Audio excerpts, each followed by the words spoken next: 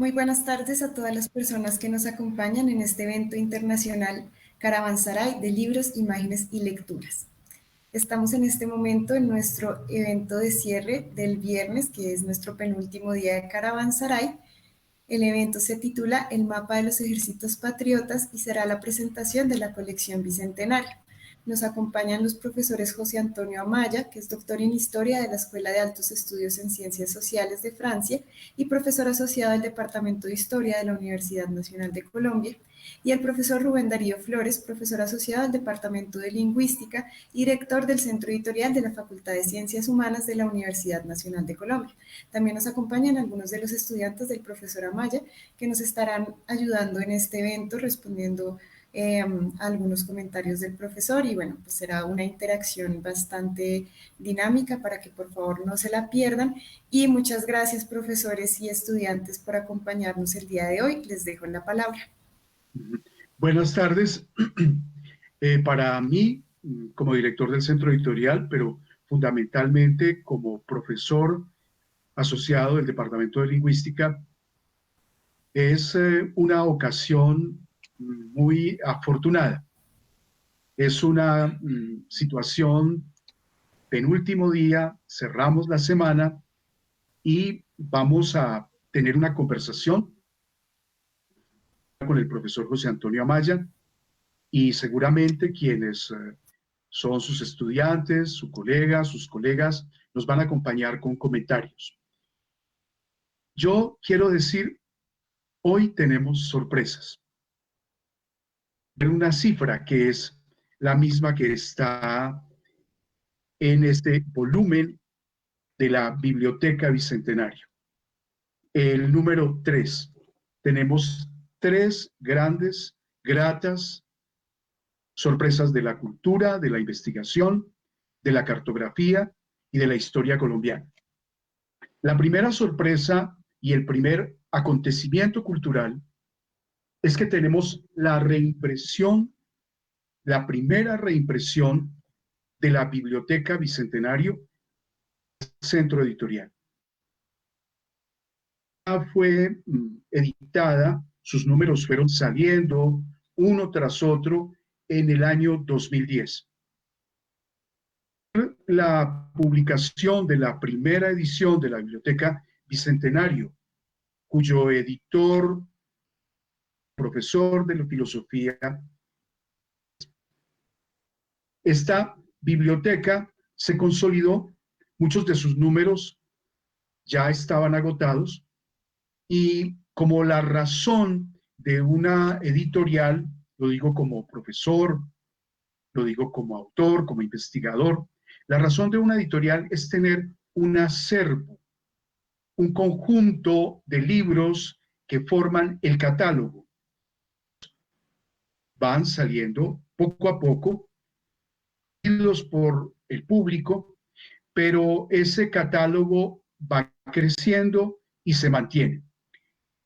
Piezas que nosotros tenemos yo diría, una obra de cultura, de memoria, una obra para cada familia, para cada persona, para cada ciudadano, para cada ciudadana colombiana.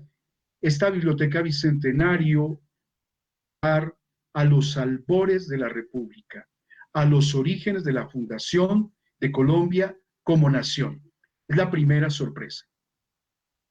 La segunda sorpresa es que dentro de la colección tenemos una publicación. Aquí están los 10 libros que han sido adquiridos por el público, 10 libros que son fundamentales para, de primera mano, de los protagonistas de entonces, de las 2 primeras décadas del siglo XIX, lo que fueron los acontecimientos que dieron origen a la República. Los Ilustrados, 20 de julio de 1810, 2 alegatos contra España, la propuesta federal, pensamiento político de Simón Bolívar, cartas a Bolívar, la construcción de la República, perfiles del Libertador, la dictadura de Bolívar, la victoria de Junín. esta colección de 100 ejemplares, otra sorpresa, compartir con ustedes. Acaba de llegar de la imprenta.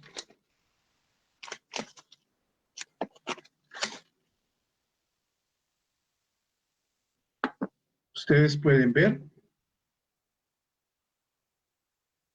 esta bella pieza, que es una obra de diseño gráfico que recoge también en las dos, en el haz y en el embés,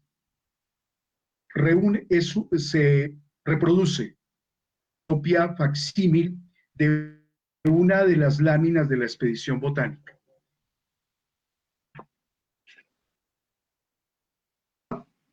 Que acompaña la biblioteca.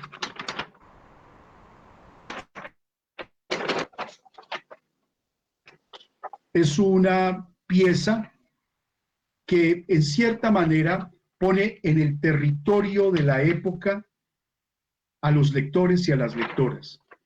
Y viene acompañada esta carta, como frecuentemente se decía, o este mapa, con un texto cuyas preguntas ahora resolverá el profesor José Antonio Amaya. Es un texto que fue impreso sobre el embés. El mapa la copia del mapa elaborado por el cartógrafo Vicente Talledo y Rivera, cuando tenía 50 años. ¿Qué quiero señalar? Esta segunda sorpresa quiere decir que quienes adquieran la colección, lectoras, lectores, van a tener de primera mano el escenario a través de la carta por el cual se desplazaron los ejércitos patriotas. Yo les invito a que tengan en su biblioteca esta preciosa obra, que es una especie de, llamémoslo así, de artefacto cultural único que va a llevar a los lectores a tener un diálogo con quienes participaron como protagonistas, como testigos en la época, en las dos primeras décadas del siglo XIX, cuando se estaba constituyendo la nación. Van a estar a través de la escritura, a través de los textos, a través del mapa, en los albores de nuestra nación. Yo quiero señalar o compartir con ustedes la tercera sorpresa. La tercera sorpresa es que, especialmente para esta reimpresión de la Biblioteca Bicentenario, el profesor José Antonio Amaya, del Departamento de Historia de la Facultad de Ciencias Humanas, especialista en Historia de la Ciencia del Nuevo Reino de Granada y de la Historia de la Ciencia en los albores de la República, ha escrito un precioso, un comentario sobre el mapa de Vicente Talledo y Rivera, copia, este es un facsímil de una de las copias, y el comentario se llama Itinerario de una carta borrascosos. Esa es la sorpresa erudita, la sorpresa bibliográfica, la sorpresa que tiene el Centro Editorial para ustedes. Iniciar entonces esta conversación con el profesor José Antonio Amaya. Como les conté, es uno de los mayores expertos en historia de la ciencia en el Nuevo Reino de Granada y en los albores de la República. Con una pregunta: el mapa tiene información, tiene unos códigos. Una carta como esta, Mapa General del Nuevo Reino de Granada, reúne información sobre el territorio que es codificada con las convenciones de ese entonces, las convenciones cartográficas. Entonces, actual, para un lector contemporáneo, hay que descifrar esa carta, hay que decodificar ese mapa, hay que interpretarlo. Una hermenéutica, explicación, que exige de unos saberes, los del profesor José Antonio Amaya, va a contarnos cómo acercarse al mapa, cómo descifrarlo, porque además de la información geográfica, pregunta qué hay y qué no hay en el mapa. Y el profesor lo señala muy bien: en tiempos borrascosos, como escribe, la guerra es una gran consumidora de cartografía. Alude al tiempo borrascoso de las luchas por la independencia. Y en una de sus frases del texto, comentario al mapa general del Nuevo Reino de Granada, Antonio Amaya anota que había una contradicción entre geografía civil y geografía militar. Más preámbulos, le doy la bienvenida al profesor José Antonio Amaya y le hago una pregunta. Contexto y la diacronía a ese mapa del cual he venido hablando y que acompaña este hermoso volumen, esta hermosa biblioteca del catálogo del Centro Editorial de la Facultad de Ciencias Humanas. Profesor José Antonio Amaya, bienvenido, buenas tardes. Profesor, muy buenas tardes. Gracias. Gracias a los asistentes y las asistentes. Yo quisiera comenzar formulándole la pregunta de cómo ocurrió la idea de escoger este mapa y de invitarme a escribir un comentario sobre este mapa. Es decir, ¿cómo ocurrió esa idea? Me hace la pregunta a mi profesor. Sí. Bueno, esto tiene una historia y fue muy bella, fueron muy bellos los episodios.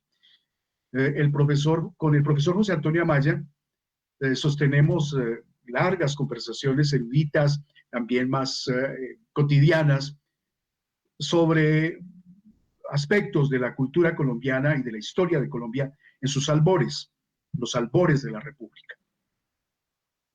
Hace cerca de un mes y medio largo, en una de nuestras conversaciones, Antonio Amaya me contó la existencia de este mapa y de esta carta.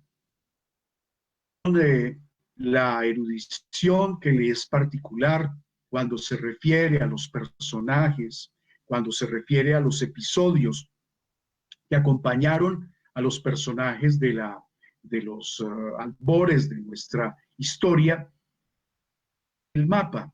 Y me quedaron varias imágenes. Una, que uno de los copistas del mapa fue uno de los pintores de la expedición botánica. Eso me despertó particularmente la atención.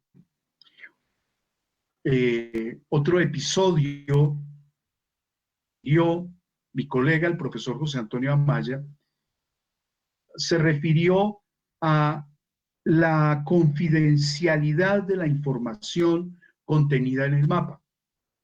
Un mapa que recuerdo muy bien, el profesor José Antonio Amaya describió como estando en el gabinete, en el despacho del virrey de la época. El otro episodio que me llamó muchísimo la atención es que el mapa era una suerte de secreto de Estado, de secreto de la monarquía, porque contenía información que permitía por así decirlo, el acto de dominio de la soberanía sobre el territorio. Información, el saber, el conocimiento. Esto me produjo aún más curiosidad, es decir, el mapa era una especie de instrumento de la legitimidad monárquica, de la legitimidad del poder de la monarquía española en el territorio español. Pero después hubo un episodio que a mí me dio una clave en la biblioteca, y era el hecho de la formación restringida en saberes geográficos, élite militar, que fungían como funcionarios de la monarquía española, funcionarios con un gran conocimiento de técnicas, saberes y maneras de descifrar la información en mapas. Y cómo los criollos entraron en una tensión, los criollos ilustrados, alrededor de ese saber, entraron en tensión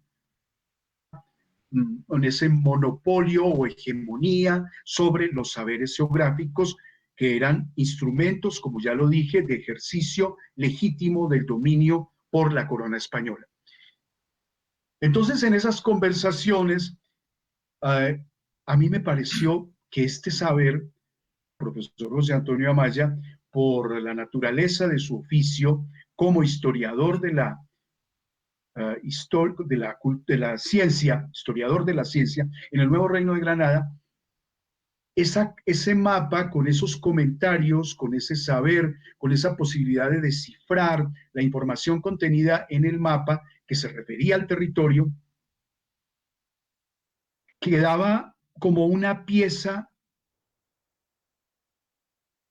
darle a los lectores de la Biblioteca Bicentenario claves de interpretación del territorio que fue sujeto de las luchas independentistas. Es decir, las guerras de independencia, como bien lo dice el profesor José Antonio Amaya, las guerras son consumidoras de cartografía. Y pienso que el bicentenario, que la acompañe una carta que tiene esas especificidades, nivel de saberes que permiten el ejercicio del dominio de la monarquía en su momento sobre el territorio, las disputas sobre ese saber geográfico y el hecho de que para los ejércitos patriotas de la recién constituida república, valor para divulgar, hacer difusión del conocimiento y tomar, decirlo, dominio sobre el territorio a través de los imaginarios contenidos en los saberes codificados en el mapa. Por esa razón creo que fue una muy afortunada conversación que nos permitió y que me permitió a mí proponer un mapa, editar esta carta con un renovado contexto para el 2021, acompañando la Biblioteca Bicentenario como una clave y de ingreso a las representaciones, a las luchas, a las tensiones intelectuales, a los protagonistas. El mapa establecieron una serie de relaciones. Entonces, la carta, el mapa, como bien lo he señalado, he tratado de señalarlo,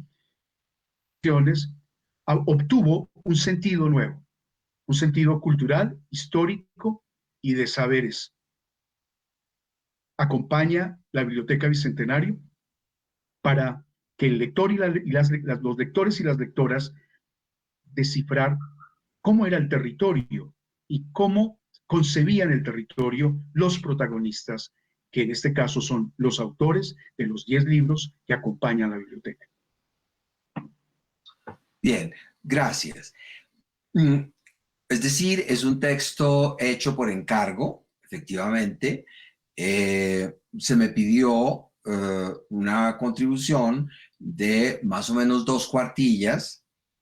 Empezamos con mi amigo y colaborador Michel Lille, tomando un legado de una exposición Ojos en el cielo, pies en la tierra, que lo tomamos y lo hemos ido ampliando. En ese proceso, que fue un trabajo bastante arduo, se escribieron aproximadamente unas 36 páginas de las cuales usted, profesor, conoce 23, y que en algunos espacios entre los párrafos están marcados con unos guiones señalando que son fragmentos que están en proceso de elaboración. Y hoy en día tendremos 50 páginas. Pero las 4 páginas que figuran en la publicación a la que usted se refiere, 7.500 caracteres aproximadamente, fueron hechas como una síntesis de 36 páginas, porque me parece muy importante que la divulgación en la universidad parta de la investigación. No tenemos otra salida, y cualquier otra salida no creo que esté en consonancia con el espíritu de la universidad.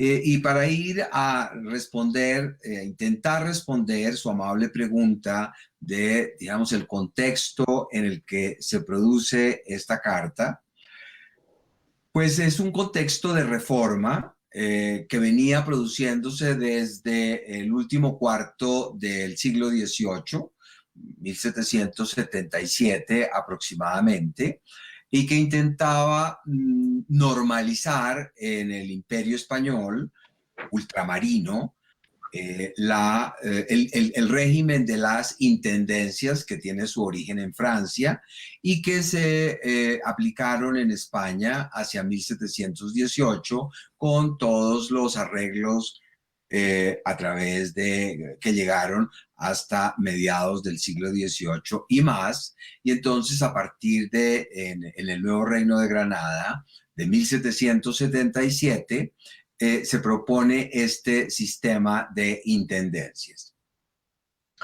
Este sistema de intendencias básicamente lo que busca es diseminar la autoridad del virrey en un conjunto de intendentes en Quito, en Popayán, en Santa Fe, en Cartagena, en Panamá. Y esos intendentes ya no van a ser nombrados por el virrey, sino por el Ministerio de Indias, van a depender del Ministerio de Indias, de manera que la administración metropolitana desea que tener una injerencia hasta en los mínimos asuntos de la administración política en el virreinato. Y esa diseminación de la autoridad del virrey pues implicaba que cada intendente tuviese, digamos, funciones relacionadas con hacienda, con guerra, con justicia, con la percepción de los diezmos, con el nombramiento de los sacerdotes de las distintas parroquias del virreinato. Bien, en este caso de la intendencia. De manera que la corona quiere dividir el virreinato para controlarlo mejor. Manda unos visitadores, entre los cuales Gutiérrez de Piñeres destaca, quien presenta un informe, pero en este proceso de implementación de las intendencias se cruza la revolución de los comuneros y el virrey Antonio Caballero y Góngora señala que por el momento hay otras prioridades. Y luego, digamos, eso tiene, digamos, otras contingencias, y en 1807 se relanza el proyecto bajo la administración del virrey Antonio Amar y Borbón. Y obviamente un proyecto de crear intendencias requiere muchas herramientas, y una de las principales herramientas es la elaboración de un mapa. Desde el año 1803 había llegado al nuevo Reino de Granada Vicente Talledo y Rivera, que era el cartógrafo del reino, y a quien se le encomendó con esta finalidad hacer un mapa general del rey. Es necesario preguntarse pues, cómo era este mapa, ¿no? Este mapa es un mapa que ensambla una información precedente, es decir, la preparación, la formación de este mapa no implicó salir al terreno. No implicó salir al terreno, sino que aquí se pone de presente que España es un imperio,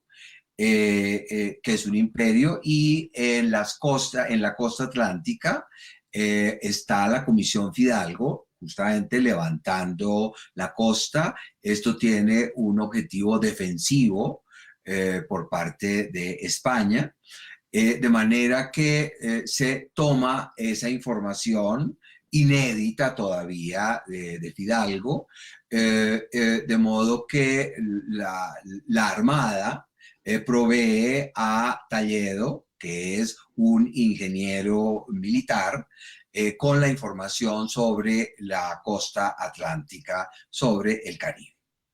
Y la expedición Malaspina, que había hecho un recorrido por el mundo, una vuelta al mundo, financiada por el rey, patrocinada por el rey, pues aporta los datos relativos a la costa pacífica y un poco hacia el interior.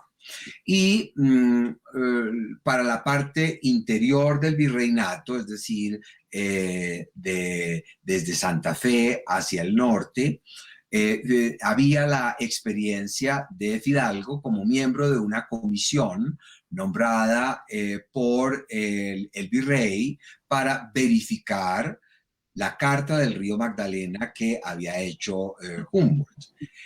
De manera que aquí hay información naval, hay información pues, de una expedición alrededor del mundo, hay información militar, pero también hay información civil, puesto que la carta original del río Magdalena había sido elaborada por Humboldt, también para la parte del Atlántico, con información que le había ofrecido, que le había comunicado Fidalgo. De manera que aquí tenemos un gran poder, ¿no? Y a ese poder imperial, con un cartógrafo en el reino, se suma el apoyo del virrey, que elabora un cuestionario impreso donde se le solicita a los jueces y a los sacerdotes, a los curas párrocos, información sobre la localización de sus jurisdicciones, de la riqueza que allí hay, de las plantas que allí hay, de las minas, en fin, hacer un inventario. De manera que, pues aquí tenemos, digamos, Fidalgo, que es un hombre de confianza, que es un amigo del virrey, pues dispone de todo